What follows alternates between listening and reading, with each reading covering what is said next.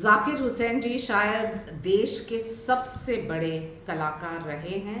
As a percussionist, one of India's most celebrated classical musicians. उनको पद्मश्री मिला 1988 में, पद्म भूषण मिला 2002 में, पद्म विभूषण मिला 2023 में। लेकिन उनका ग्राउंड ब्रेकिंग जो काम था वो था वेस्टर्न म्यूजिशियंस के साथ जो तालमेल था। Yo Yo Ma, Charles Lloyd, Bela Fleck, Edgar Meyer, Mickey Hart, George Harrison, सबके साथ उन्होंने इंडियन क्लासिकल म्यूज़िक और इंटरनेशनल ऑडियंस को सीमेंट किया और सही मायने में वो एक ग्लोबल कल्चरल एम्बेसडर बने। मैं मानती हूँ कि ये लॉस ना सिर्फ देश के लिए है लेकिन पूरे विश्व के म्यूज़िक इंडस्ट्री के लिए, और मैं कंडोलेंसेस देती हूँ उनके पूरे। उमर अब्दुल्ला जी एक बहुत ही मैच्योर लीडर हैं क्योंकि उन्होंने इंडी ब्लॉक को क्वेश्चन किया है ईवीएम्स को लेके। उन्होंने कहा कि कोई भी पॉलिटिकल पार्टी वोटिंग मशीन के साथ खिलवाड़ नहीं कर सकते हैं। जब आपको 100+ मेंबर्स मिलते हैं पार्लियामेंट में तब आप ईवीएम के ऊपर सवाल प्रश्न चिन्ह नहीं उठाते हैं। जब आप सेलिब्रेट करते हैं ये विक्ट्री और आपकी पार्टी सेलिब्रेट करते हैं और उसके 3-4 महीने बाद आप बोलते हैं कि we don't like EVMs because it's not election results and they are going to play with it. मैं पूछना चाहती हूँ कि आपकी सच्चाई कहाँ है, आपका विश्वास कहाँ है डेमोक्रेसी में, और आपका जो विश्वास नहीं इलेक्शन कमीशन में, तो आपका हक नहीं बनता है कि एक रजिस्टर्ड पॉलिटिकल पार्टी से आप इलेक्शन भी लड़ें। साइंस का कुछ बचा ही नहीं है, तो कौन साथ में आएंगे, कौन अलग जाएंगे, कौन बिखर गए हैं, कौन नहीं, ये सवाल का जवाब वो ही दे।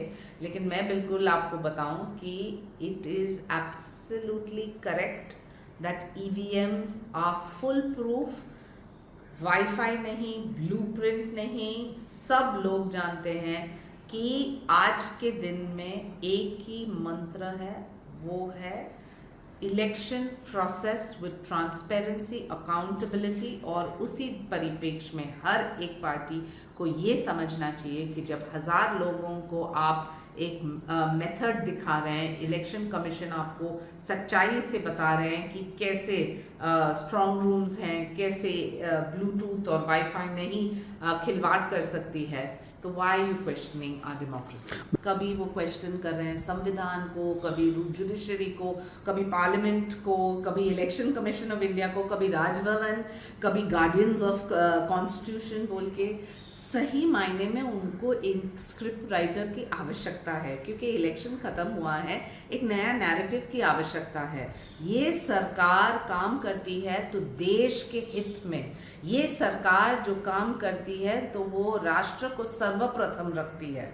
और जो सरकार लोकसभा के इलेक्शंस में बहुत सारे सीट्स जीतते, समझ लीजिए, तो वो भी टॉपिक ऑफ डिस्कशन बनता। अब जो हमने मैंडेट स्वीकार किया तो उनको पचता नहीं है। और क्यों है ये ज़रूरी ये कहना कि देश का जो जुडिशरी है, इलेक्शन कमीशन, वो प्रेशर में काम कर रहे हैं, वो बल्कि काम में कर रहे हैं संविधान के अनुसार। तो ये स्वीकार कीजिए और आपका स्क्रिप्ट और नैरेटिव बदल दीजिए। राहुल गांधी जी को पहले थोड़ा अभ्यास करना चाहिए, पढ़ना चाहिए कि वीर सावरकर जी थे कौन। श्रीकांत शिंदे जी जो हमारे कल्याण के सांसद हैं, उन्होंने एक सवाल पोज किया पार्लियामेंट में कि आपकी जो दादी है वो इंदिरा गांधी जो संविधान को कभी स्वीकार करती थी या नहीं, वो सावरकर को स्वीकार करती थी या नहीं।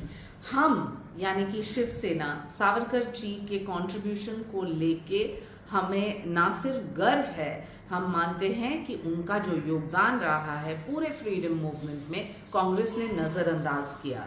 ये जब कमेंट पार्लियामेंट में श्रीकांत शिंदे जी ने उठाया, वहाँ राहुल गांधी खड़े होके, उनको पता नहीं था कि क्या रिस्पांस दे, उन्होंने कोई भी जवाब नहीं दिया। जब कांग्रेस के एमपी ने उनको प्रॉम्प्ट किया तो सभी गए वेल ऑफ द हाउस में, और तब राहुल गांधी ने कहा हाँ मैंने मेरी दादी को पूछा सावरकर जी के बारे में। क्या आपने पूछा जब आप 10 साल के थे? ये केओस जो आपने देखा वो उससे एक चीज स्पष्ट है कि कांग्रेस की कोई आइडियोलॉजी या विचारधारा है ही नहीं। और जब आप सवाल का जवाब नहीं देते हैं पार्लियामेंट में तो पूरा देश देख रहा है आपको, राहुल गांधी जी।